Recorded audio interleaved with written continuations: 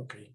Bendito Padre, pues te damos muchas gracias por este día que tuvimos pues, libre, la mayoría de gentes de trabajo. Te pedimos que tú pues, nos guardes y sobre todo dispongas y mantengas dispuesto nuestro corazón para escucharte y para pues gozarnos, Dios, del mensaje que tú tienes para nosotros.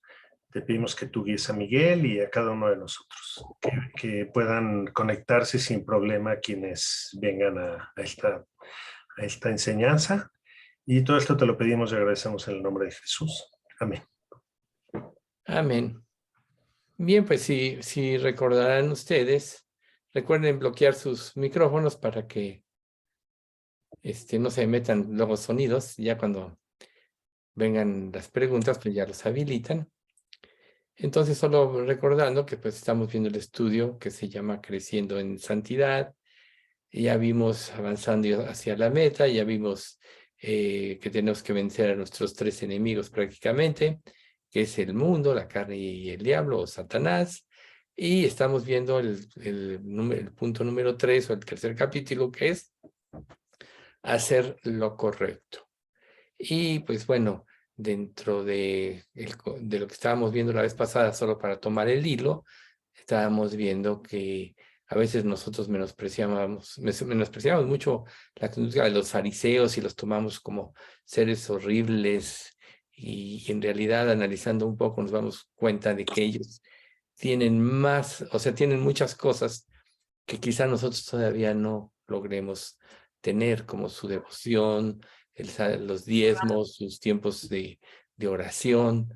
Y a veces nosotros pues nos concentramos en meramente el rechazo que ellos tuvieron. Recuerden cuál fue la base de su rechazo, nos lo dice Hebreos capítulo 4, 3, si mal no recuerdo, que dice: a nosotros se nos ha anunciado la buena nueva como a ellos, pero no les aprovechó el oír la palabra por no ir acompañado de fe en los que oyeron.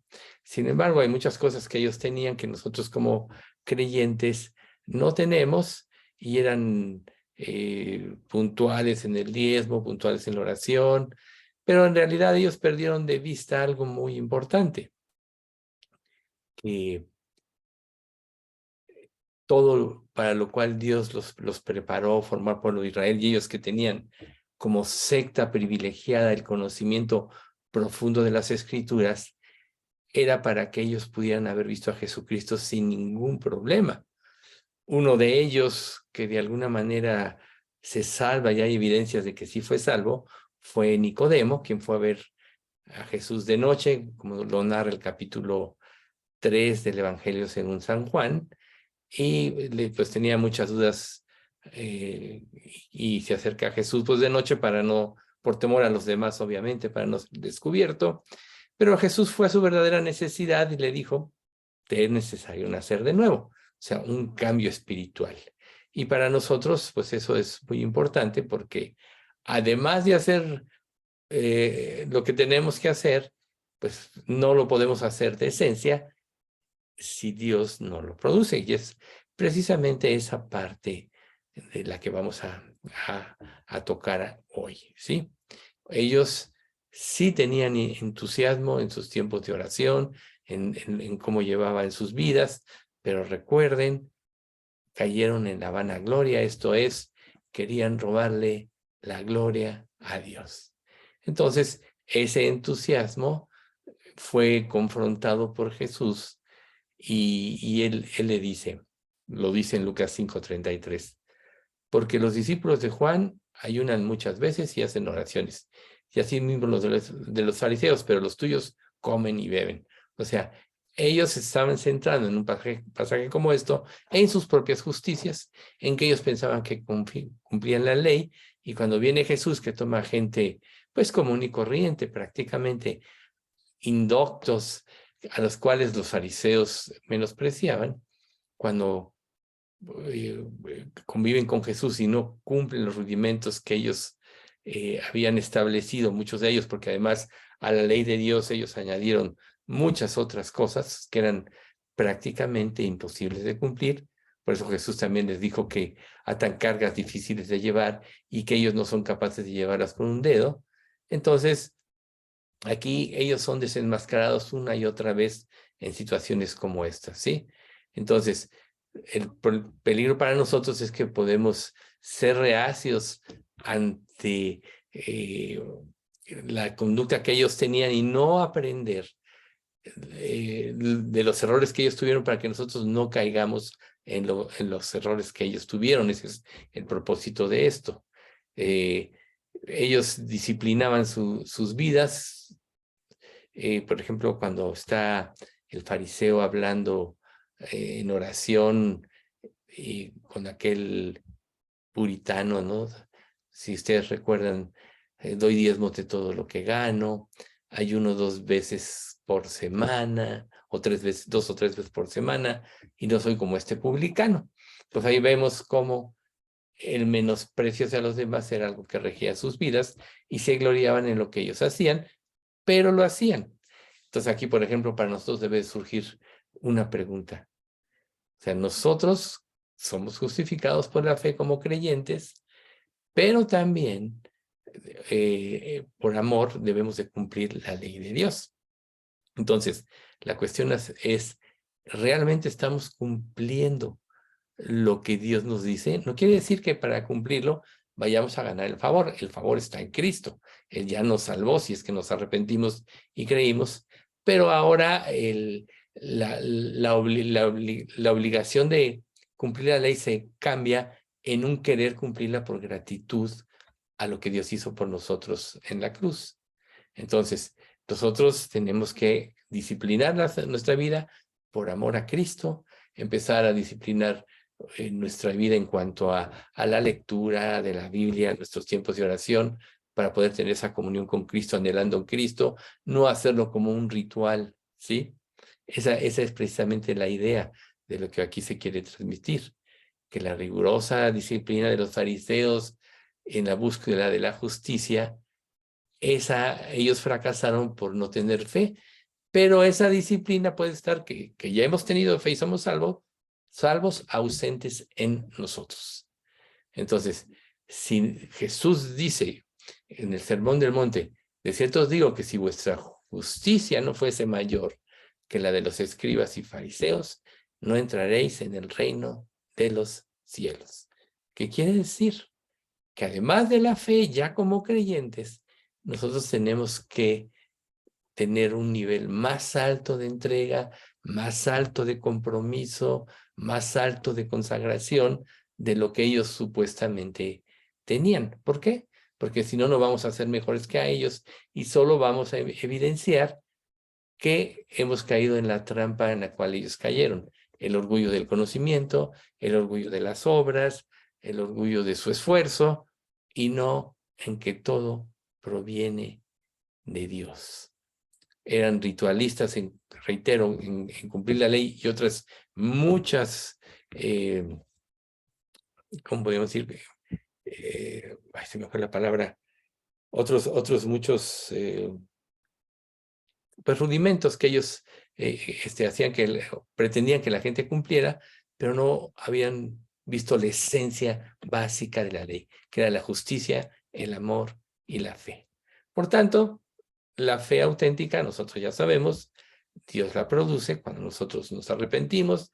Ya la vez pasada comentábamos que ninguno de nosotros puede ni arrepentirse ni tener fe, sino que el Espíritu Santo, previo al arrepentimiento y la fe, es que Él nos regenera, si no, no podríamos. ¿Por qué? Porque la carne y la sangre no pueden entrar en el reino de Dios, ni la corrupción hereda incorrupción o genera incorrupción.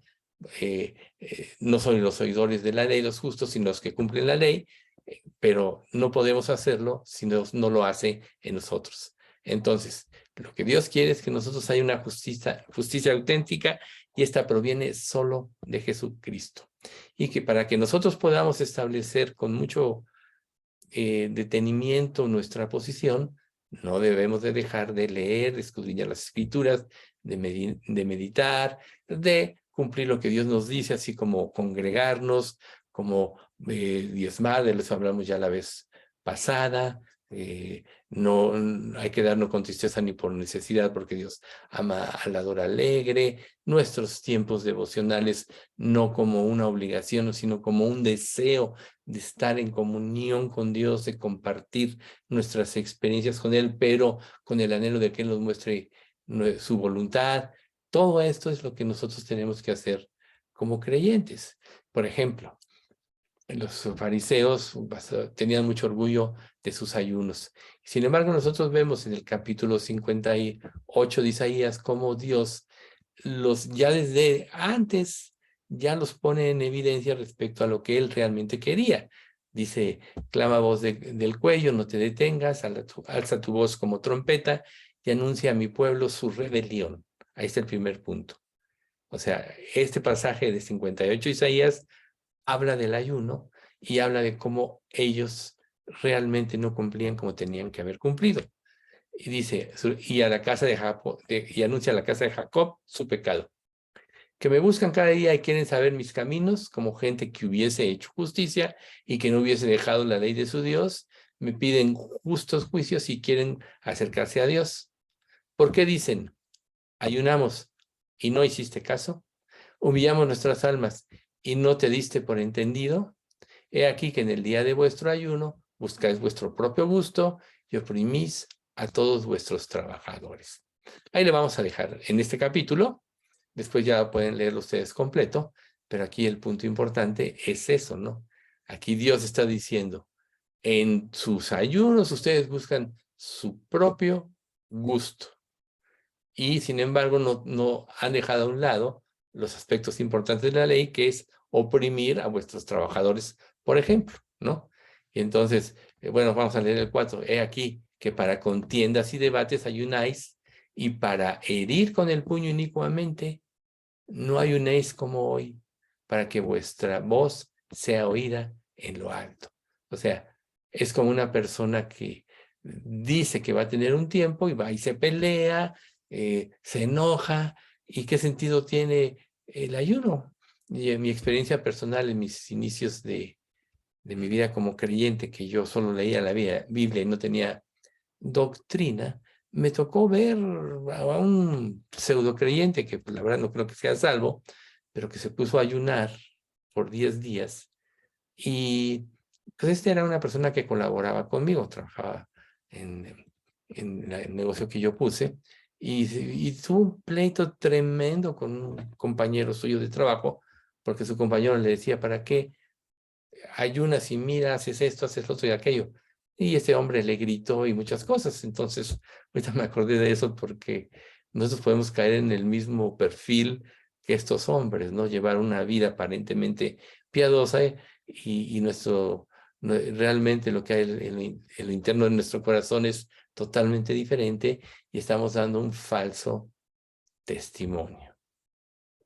Entonces nosotros debemos de saber que a Dios le interesa tanto lo externo como lo interno. Jesús exige, pide y produce una justicia auténtica, un fruto producido por Él. Por tanto, la forma externa en la que muchas personas se presentan religiosas o como se presentaban los fariseos, nada tenía que ver porque internamente sus corazones estaban corrompidos, estaban llenos de maldad, estaban llenos de malos pensamientos, estaban llenos de abusos y de muchas cosas que prácticamente hacían que su justicia fuera una vida de injusticia. Por eso, cuando Jesús en el capítulo 7 de Mateo termina el Sermón del Monte, dice, y al terminar esto, Jesús les enseñaba como quien tiene autoridad, y no como los escribas y fariseos. ¿De dónde venía la autoridad de Jesús? De que él vivía lo que predicaba. Y la autoridad de los fariseos era, o sea, nadie la creía porque no vivían lo que predicaban. Volviendo al pasaje de hace rato, atan cargas difíciles de llevar que ustedes no son capaces de llevar con un dedo. Entonces, aquí nosotros tenemos que recordar la buena nueva o el evangelio de la salvación, que el requisito absoluto para la salvación es que la justicia de Cristo sea imputada en nosotros por medio de la fe que produce el Espíritu Santo. Ahí está. Nadie va a ser justo por sí mismo. Entonces, cuando una persona, hay muchas personas que piensan que son creyentes y realmente nunca han tenido un verdadero arrepentimiento, quieren llevar la vida cristiana, a la larga se van a cansar porque todo es una imitación o todo es un esfuerzo humano donde todo recae precisamente en un esfuerzo donde no hay un cambio de esencia, no hay un cambio interno. Y a la larga este tipo de personas siempre acaban fracasando, decepcionándose del cristianismo, decepcionándose de Jesús, porque hicieron el esfuerzo, pero no pudieron.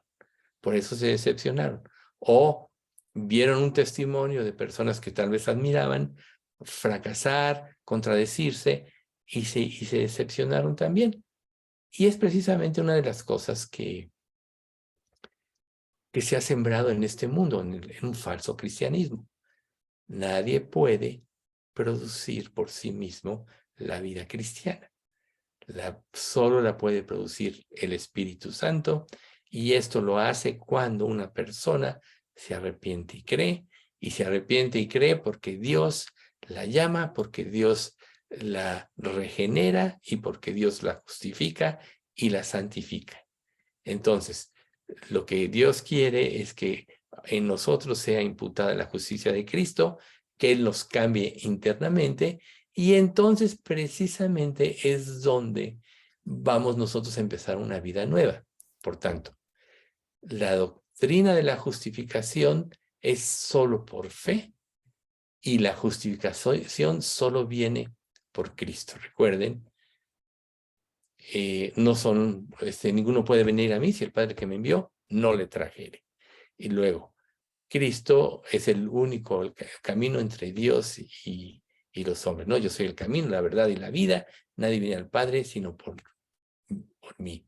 Hechos 4:12. En ningún otro hay salvación, porque no hay otro nombre bajo el cielo dado a los hombres en quien podamos ser salvos. Entonces aquí ya queda claro que la justicia solo proviene por medio de Cristo, y esta se aplica en nuestra vida cuando nosotros depositamos nuestra fe en forma genuina y sincera en Cristo por el trabajo que ya Dios hizo a través de su Espíritu Santo. En pocas palabras, como ya mencionamos, Dios nos imputa la justicia de Cristo. Entonces, si Dios nos imputa la justicia de Cristo, entonces ya esta sobrepasa cualquier justicia en la que los escribas y fariseos pudieron haber soñado jamás tener. Se esforzaban, pero fracasaban porque no han sido cambiados por dentro. Pero cuando nosotros venimos a Cristo, recuerden, viene la regeneración, nos da Dios un nuevo corazón, un nuevo espíritu, y nos da además su Espíritu Santo, y Él produce en nosotros la vida que Dios pide. Ahí es donde está la verdadera religión. Entonces, la justicia de Cristo está solo disponible para todos los seres humanos por medio de la fe. Y esa justicia es la que satisficio plenamente a Dios, y es una condición necesaria para que nosotros podamos tener acceso al reino de Dios. Por eso Jesús en Mateo 5:17 mencionó: no penséis que he venido a abrogar la ley o los profetas. No, he venido para abrogar, sino para cumplir. Entonces, Jesús era Dios, recuerden, el cual, siendo en forma de Dios, no estimó el ser igual a Dios como cosa que aferrarse, sino que se despojó a sí mismo, tomando forma de siervo, hecho semejante a los hombres. O sea, en él no había pecado, renunció a ser Dios, se hizo hombre. Entonces él no vino a cumplir la ley para salvarse él, porque él era Dios. Vino a cumplir la ley por nosotros, para liberarnos de la esclavitud de la ley. Él cumplió hasta la última jota y tilde de la ley, ¿sí? Por eso es que pudo ser el eterno redentor.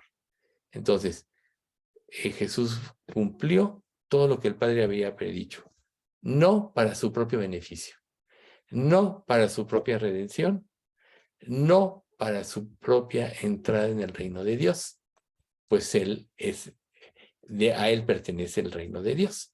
Lo hizo para nosotros, lo hizo por nosotros, y en eso consiste su gran amor. Por tanto, la justicia de Cristo es lo único que nosotros necesitamos para entrar en el reino de nuestro Padre.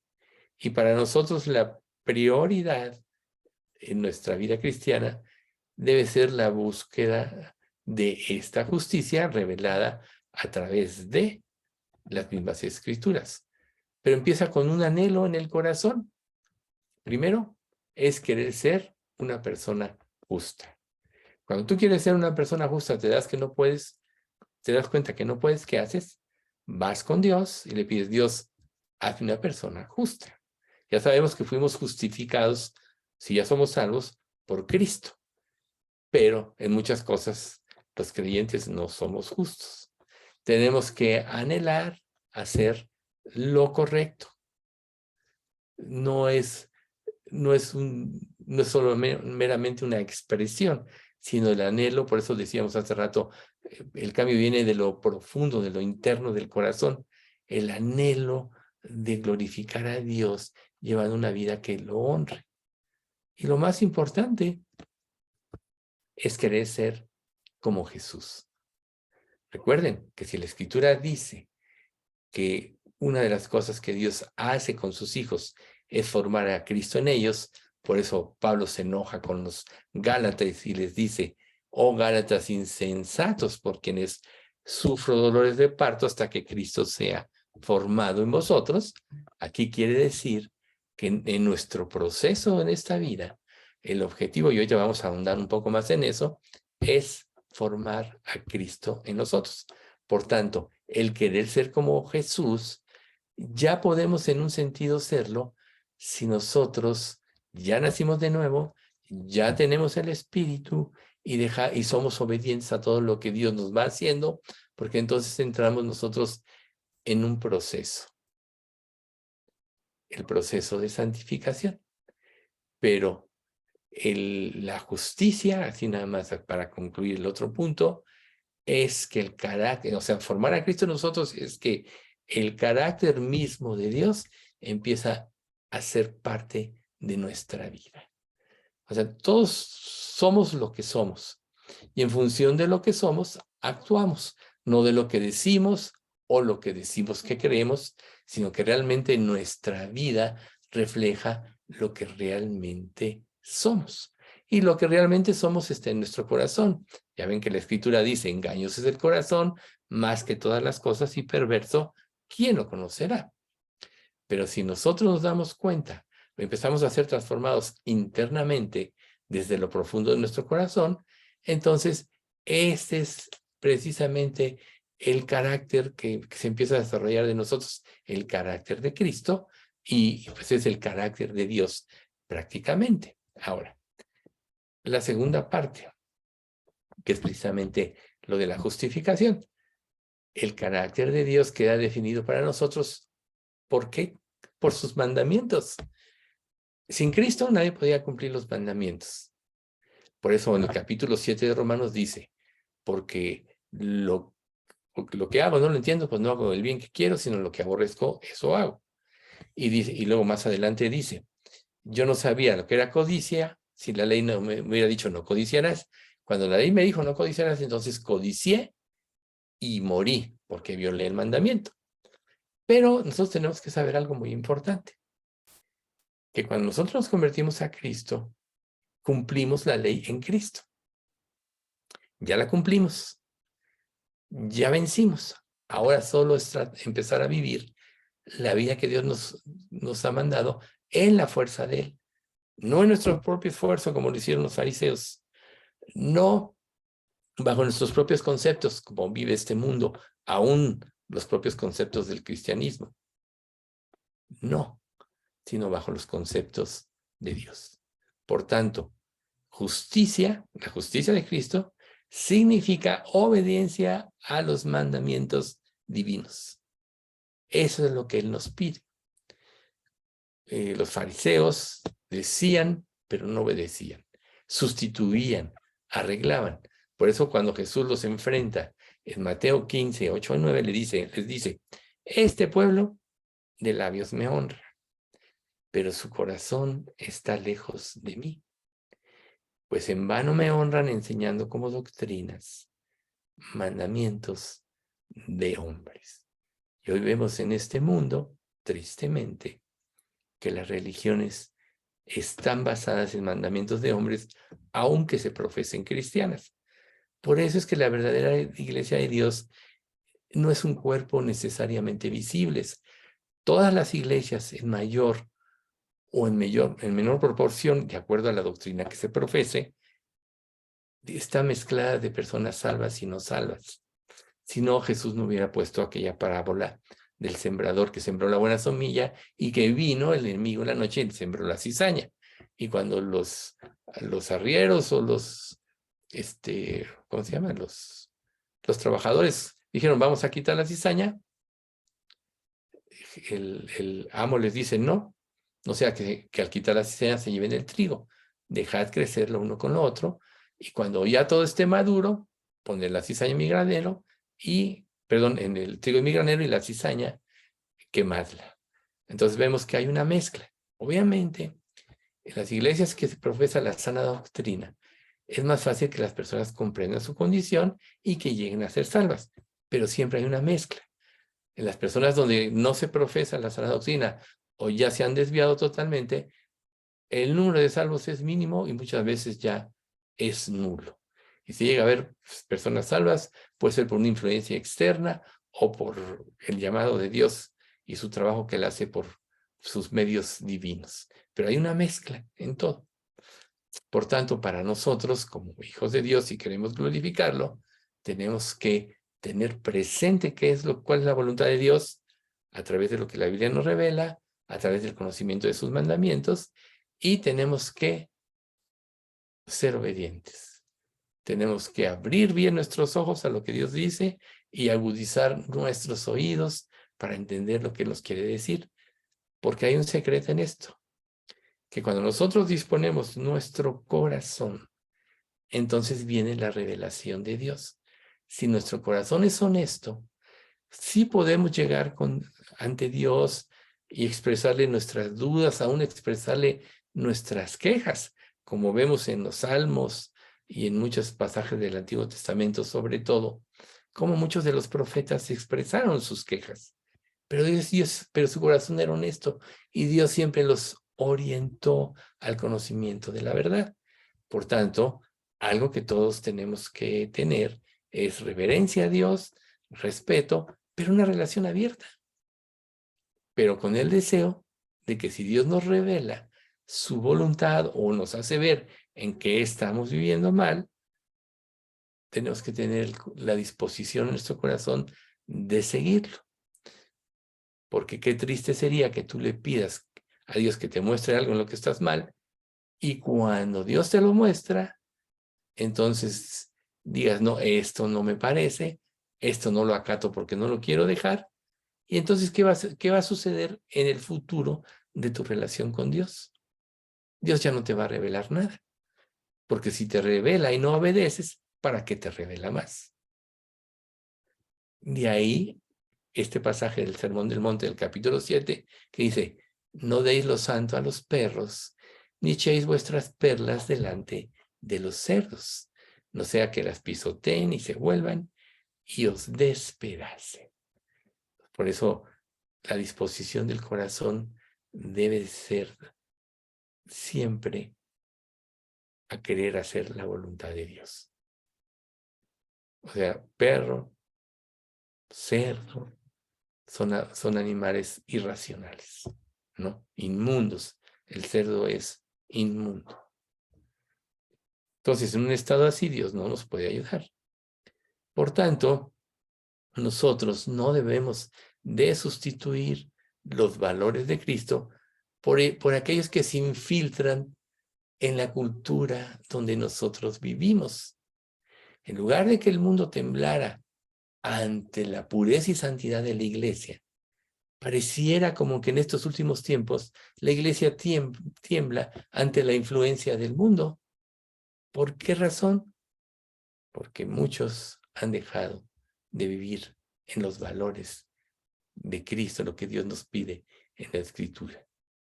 Desvían la mirada, como lo hicieron los fariseos, de las cosas más importantes, lo que realmente honra a Cristo, y ponen la mirada en cosas irrelevantes, en vanidades ilusorias que no aprovechan ni libran, porque son vanidades.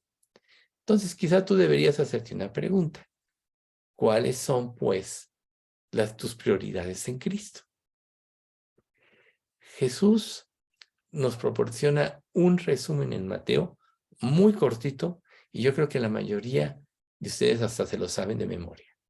Mateo 6, 33 y 34. Mas buscad primeramente el reino de Dios y su justicia, y todas estas cosas os serán añadidas. Así que no os afanéis por el día de mañana, porque el día de mañana traerá su afán. Basta a cada día su propio mal. ¿Sí? Busca primero, que sea tu más alta prioridad, que sea el motivo de tu gozo, el anhelo de tu corazón al despertar cada día. ¿Qué tienes para mí, Señor? ¿Qué me vas a dar? ¿Qué me vas a revelar a través de este tiempo que voy a llevar contigo de lectura, este tiempo devocional? ¿Cómo me vas a guiar en mi oración? En lugar de estar pidiendo y pidiendo y pidiendo, en el mismo sermón del monte Jesús te dice, y cuando ores no seas como los hipócritas, porque ellos aman el orar en pie en las sinagogas y en las esquinas de las calles, ¿no? Y solo usan vana palabrería. No os hagáis semejantes a ellos, porque vuestro Padre sabe de qué cosas tenéis necesidad antes que vosotros le pidáis. Dios sabe lo que te va a pasar en un futuro. Dios sabe las necesidades que vas a tener, que tú vas a tener en un futuro. Él ya tiene una provisión para eso. Dios sabe las pruebas que vas a enfrentar. Él las permite para hacerte crecer en santidad.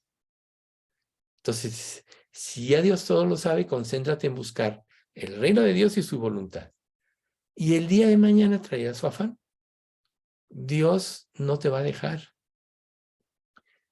Él hace salir su sol sobre malos y buenos, ningún pajarito cae sin la voluntad de Dios, etc.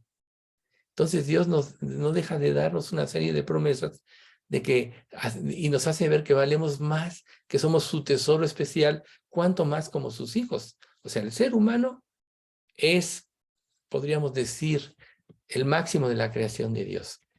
Pero como hijos, participamos ya de su esencia. Ya somos santos por Cristo. Ya tenemos el Espíritu Santo morando en nosotros. ¿Por qué si Dios hizo todo esto en la cruz para salvarnos, no nos iba a proporcionar lo necesario en esta vida para que podamos cumplir su voluntad? Eso es una evidencia de que no estamos viviendo como Dios nos pide. Quizá estemos viviendo como los fariseos, pero nunca se les olvide algo muy importante. Si vuestra justicia no fuere mayor que la de los escribas y fariseos, no entraréis en el reino de Dios. O sea, quiere decir que en Cristo cualquier creyente debe de superar todo esto. Entonces aquí, por ejemplo, de buscar primero el reino de Dios, en griego, la palabra es protos y significa el primero por orden de prioridad. Fíjense qué interesante. ¿Cuáles son las prioridades en tu vida?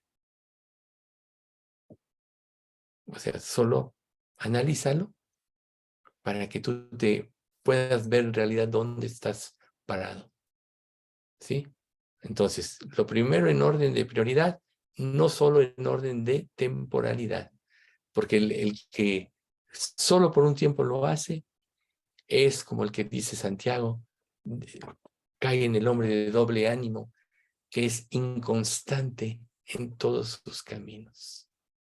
Vives por las circunstancias, hoy sientes que te entregas, sientes que Dios te bendice y mañana sientes que Dios te abandonó, hoy sientes que la consagración es lo mejor y mañana te atrae el mundo y vives una vida de inmoralidad, en pensamiento, etcétera, en lo que te rodea, en lo que ves, en lo que escuchas.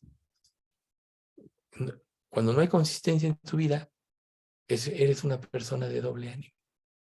Y recuerden lo que dice Santiago, el hombre de doble ánimo es inconstante en todos sus caminos. Entonces, el hecho de guardar la ley no es porque Dios nos pida que lo hagamos para salvarnos. Si ya estamos en Cristo, ya la cumplimos. El hecho de guardarla es para ser transformados internamente, para desarrollar el carácter de Cristo. ¿Cómo vamos a vencer el pecado si no desarrollamos un carácter contra el pecado? ¿Cómo vamos a vencer el pecado si no tenemos dominio propio? ¿Cómo vas a vencer el pecado si no puedes ordenar tu vida, tu cabeza, tu casa, tus finanzas? ¿Ven ustedes? Dios es un Dios de orden, no de desorden. Él administra todo el universo. A cada estrella conoce por su nombre, dice la Biblia. Este gran administrador que creó todas las cosas es el que ahora está administrando tu vida. ¿Por qué no te sometes a Él y lo empiezas a obedecer? Por eso es que Él debe ser la prioridad. Por eso es que debe buscarlo por sobre todas las cosas. Debes entender esto, que la búsqueda del reino de Dios y su justicia está por encima de todo lo demás. En orden de acción, en orden de importancia. Esto es lo que podemos llamar la voluntad de Dios, es que busques primero, porque ahí está la solución de tus vidas. Un versículo que yo uso mucho para ilustrar esto es el de Isaías 51:6, que dice, alzad vuestros ojos a los cielos y mirad abajo a la tierra, porque los cielos serán deshechos como humo y la tierra se envejecerá como ropa de vestir. Pero la justicia de Dios permanecerá para siempre. No lo estoy diciendo textual. La justicia de Dios es por sobre todo. Entonces, la manera de arreglar tu vida y tus problemas es a través de Cristo, es a través de Dios. Por eso es que tienes que alzar tus ojos al cielo y ver después desde la perspectiva de Dios. Si tú ves las cosas desde tu propia perspectiva, vas a ser solo un religioso y vas a acomodar las cosas a tu criterio, a tu conveniencia y a tus deseos. Entonces, cuando una persona pregunta, tú te preguntas, te puedes preguntar, ¿cuál es la voluntad de Dios para mi vida? Pues bueno, muchas veces queremos prosperar en la vida, tener un renombre, tener todo lo que nuestro corazón desea, pero la realidad es que la voluntad de Dios es la santificación.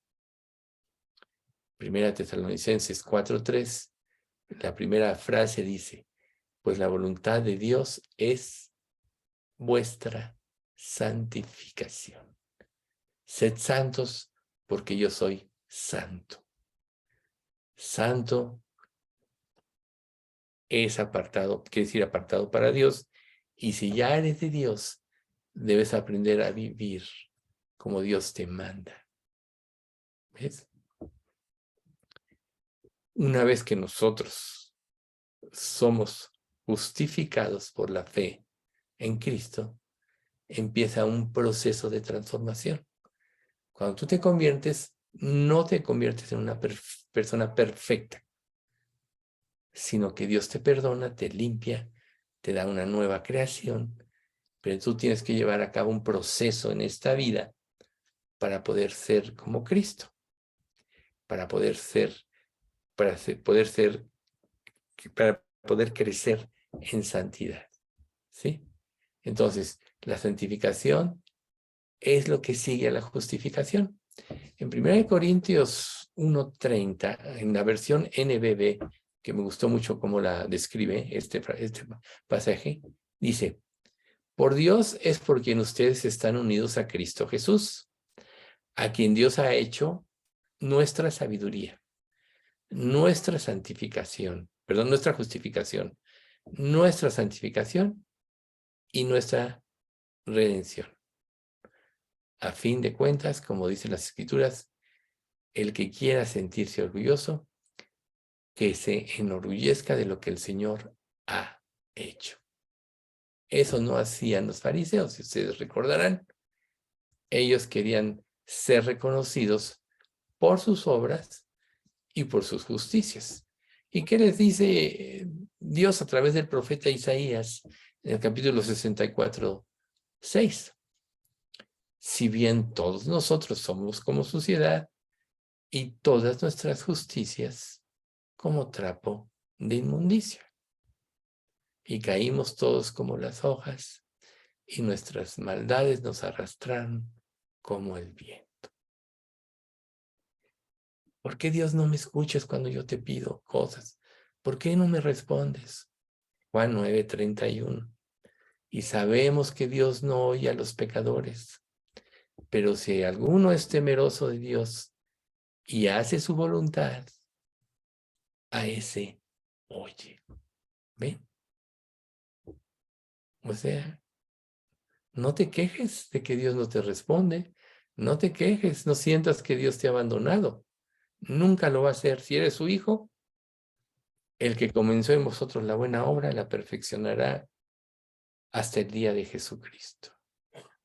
Por tanto, la santificación es un proceso que dura durante toda la vida y comienza en el momento de la conversión y es el medio por el cual Dios nos transforma a la imagen de Cristo, dicho de otra manera, para ser hechos santos. Si estamos creciendo en justicia, nos estamos volviendo justos como Jesús. Sed santos porque yo soy santos, dice Dios. Un comentario de Martín Lutero es que dice: la conversión no hace que la persona sea justa al instante. Es un proceso progresivo. Ahora, ¿qué tan rápido puede ser este proceso? De acuerdo al cambio interno que haya en ti, de acuerdo a la disposición de tu corazón. O sea, Dios en el momento de la conversión, solo estamos enfatizando aspectos que ya vimos, te imputó la justicia de Cristo. Pero desde ese momento comienza a formar en ti la transformación de tu ser interior para que seas semejante a Cristo. Podríamos decir, por tanto, que el proceso de santificación es un medicamento, el medicamento más eficaz, curativo para todos los problemas que tenemos. Porque si tú estás en paz, que el mundo ruede. El que no escatimó a su propio hijo, sino que lo entregó por todos nosotros, ¿cómo no nos dará también con él todas las cosas? Todas las cosas nos pertenecen con Cristo. Somos herederos de Dios y coherederos de Cristo. Además, al darnos su Espíritu, Dios nos hace participar de su santidad. Como dice Jesús en Juan 17, para que seamos uno, Padre, para que ellos sean uno, Padre, como tú y yo somos uno.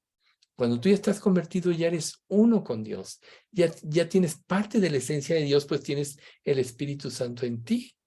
¿Por qué persigues otras cosas? ¿Por qué te desvías?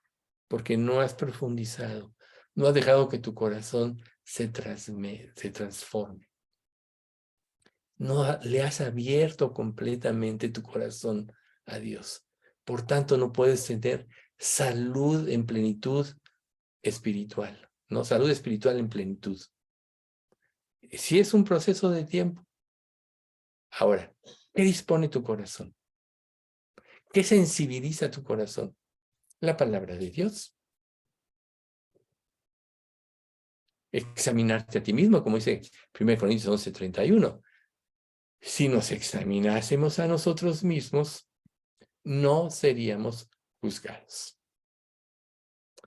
Mas siendo juzgados, somos castigados o disciplinados con el Señor para que no seamos condenados con el mundo. Examinaos a vosotros mismos, si estáis en la fe, ¿no? Probaos a vosotros mismos. ¿O no sabéis que Jesucristo esté en vosotros a menos que estéis reprobados?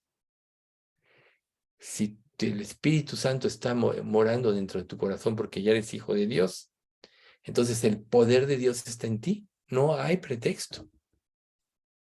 Si tú no puedes cambiar, más bien piensa si ya estás caminando con Dios o no. Si ya se te imputó la justicia de Dios. Si no, pídele. Para eso sí debemos de pedirlo, como dice Santiago. No tenéis porque no pedís, pedís y no recibís porque pedís mal. Pero ¿a quién Dios no le va a responder si le pide por entrega, por consagración, por santificación, por hacer su voluntad, por cumplir el plan que Dios tiene para su vida? ¿Ustedes creen que Dios no va a responder eso? Por supuesto que sí. Pero nuestros valores están tergiversados, están invertidos. Vivimos por lo que este mundo nos ofrece, por la paz de este mundo, y esa es una mentira. Recuerden que este mundo está bajo el maligno y el maligno es un mentiroso. Por eso Jesús les acabó diciendo a los mismos fariseos, pues dice, ¿nosotros somos hijos de Dios? No, si fueran hijos de Dios, ustedes me respetarían y me reconocerían. No, vosotros tenéis un padre, el diablo, ¿no? Vosotros sois de vuestro padre, el diablo, y los deseos de vuestro padre queréis hacer. Él ha sido homicida desde el principio y no hay verdad en él. Cuando habla mentira, de suyo habla porque es mentiroso y padre de mentira. Y si este mundo está bajo el maligno, entonces todos los valores de este mundo son mentira. Y si vives por los valores de este mundo, has caído en el engaño. No vas a poder ser, no puedes así vivir ese proceso de justificación, perdón, de santificación. No lo vas a poder llevar a cabo porque tienes otro amor.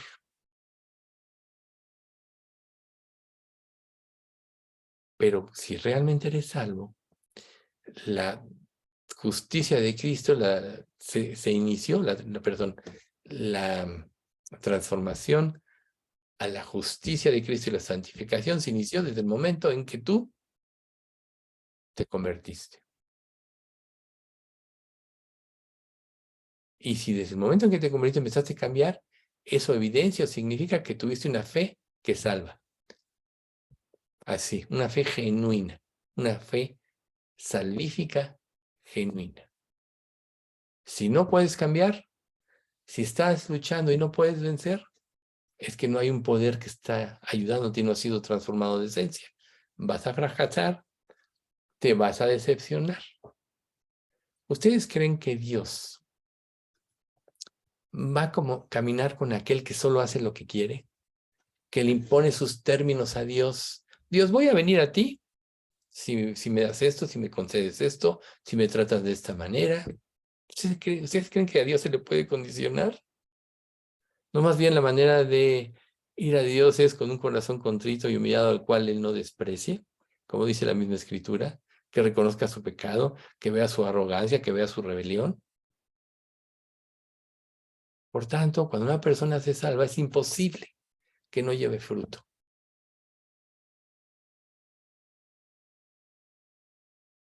Una vida que verdaderamente está en Cristo va llevando fruto, hasta que el fruto va madurando.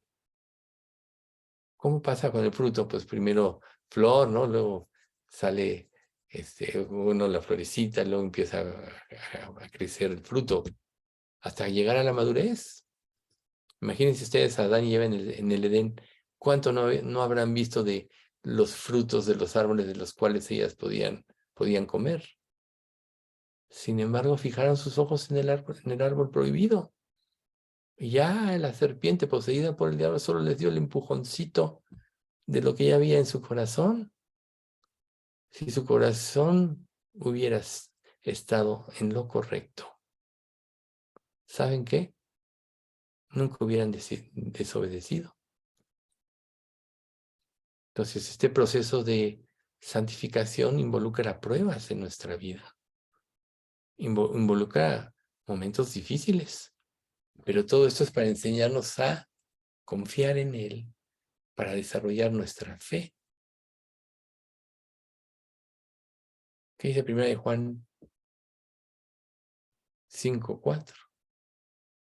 5:3, perdón.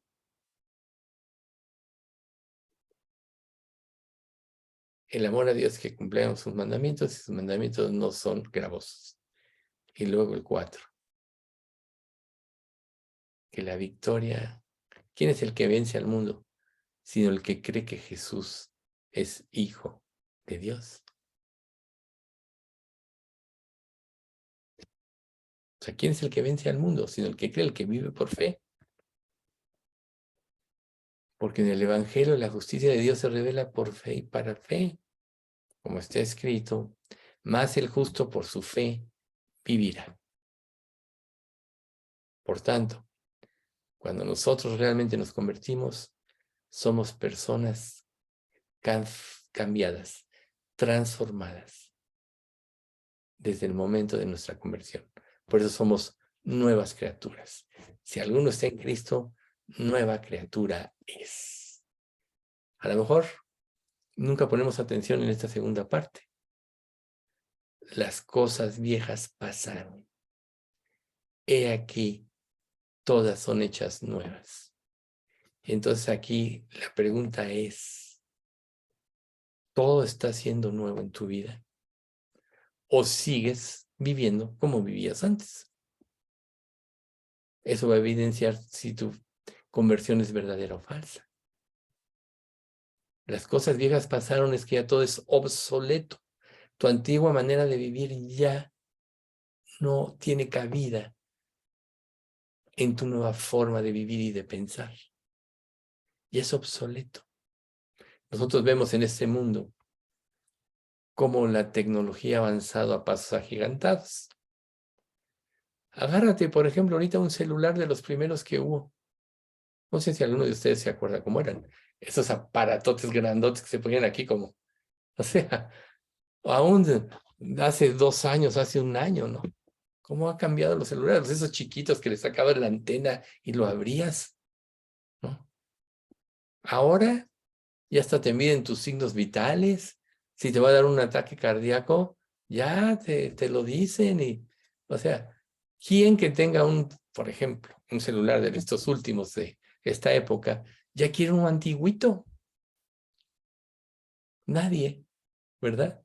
Y si en la tecnología es así, no es lógico pensar que si nosotros ya tenemos una nueva vida, anhelemos la vida anterior, a menos que no seamos salvos. O sea, la evidencia de la salvación es querer, anhelar, desear que la voluntad de Dios se cumpla en nosotros para glorificarle. Esa es la verdadera salvación. Anhelar, desear, querer que la voluntad de Dios se cumpla en nosotros para glorificarle.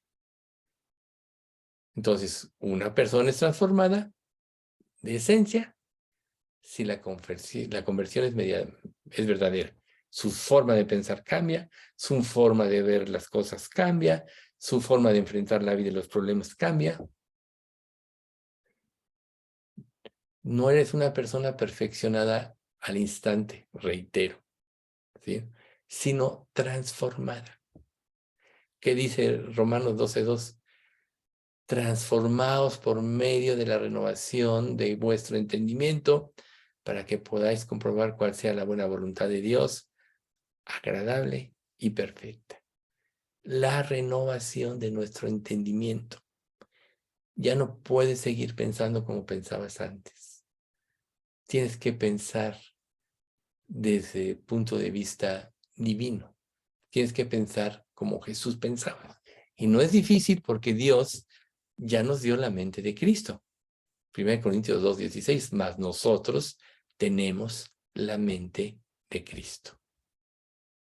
Y desde ese momento empiezas a presentar frutos de justicia. ¿Sí? Entonces, la justicia que comienzas a demostrar no es en ninguna manera la base de tu justificación. Porque no tiene mérito alguno la tuya propia. Solo la justicia de Cristo lo hace. No te vayas a confundir con los fariseos. La justicia de Cristo te introducirá en el reino de Dios. Si tienes una fe verdadera, habrá una justicia real que emerge y se va desarrollando en tu vida.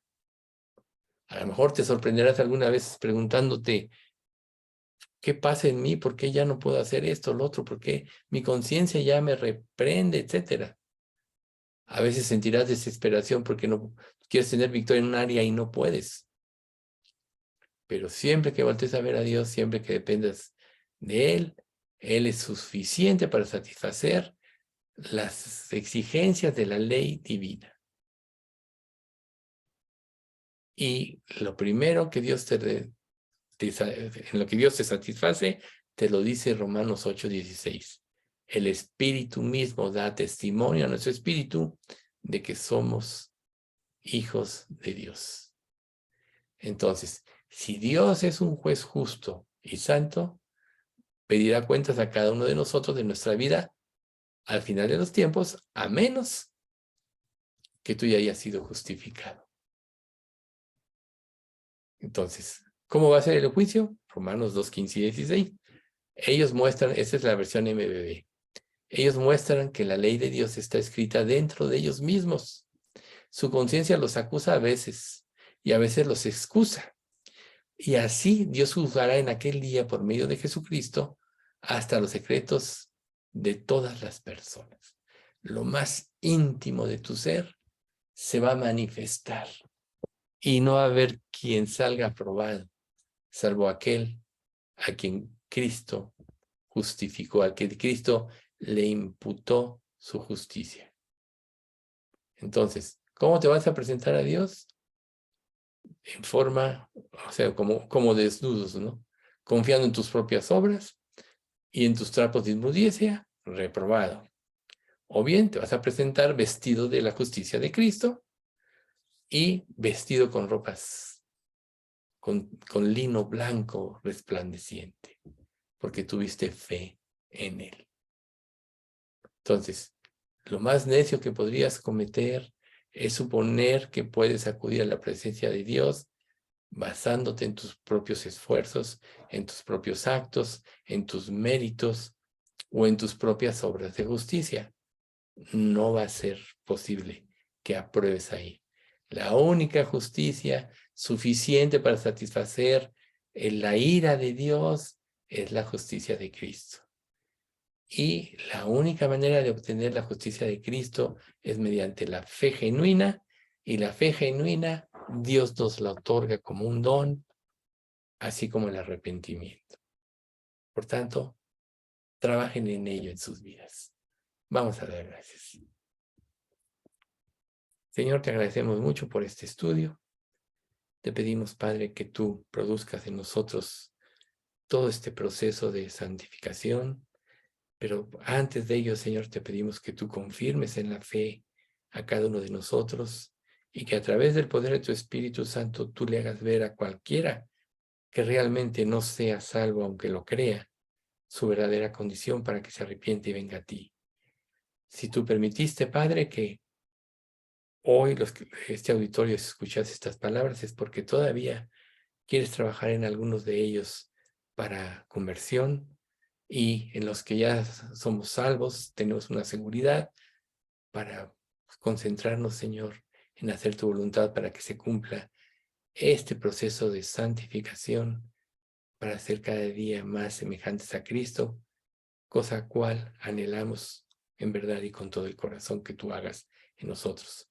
Y sabemos que tú nos lo vas a conceder porque te lo pedimos en nombre de Cristo Jesús. Amén. También te rogamos especialmente, Señor, por Pati López, para que tú sigas restaurándola y le des y la puedas sanar. Amén.